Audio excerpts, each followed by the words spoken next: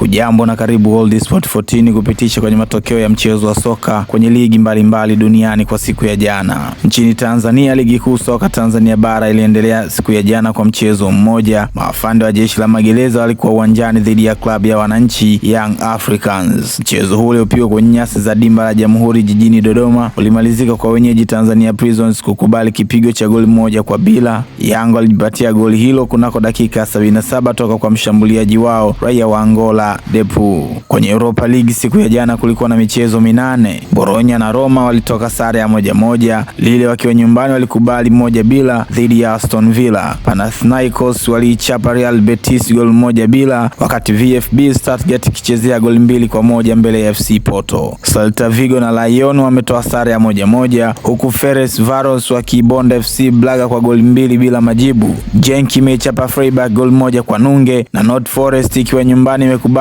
mbele ya Midland kwa goli 1-0. Na kwenye UEFA Conference League, AZ Alkmaar na Sparta Praga ni 2-1. Poznan imekubali goli 3-1 toka kwa Shakhtar Donetsk. Strasbourg wakaichapa Rijeka goli 2-1. Samsunspor ikapigwa na Rayo Vallecano goli 3-1. Crystal Palace na Larnaca ni sare tasa. Fiorentina wameichapa Racco goli 2-1. NK Celje wamebondwa na Anthes goli 4-0 na Sima Olomouc na Mainz 05 wametoa sare ya 0-0. Ni hayo tu kwa sasa. Kwa habari zaidi za michezo, tafadhali endelea kuifuatilia World Sport 14. Kwa heri.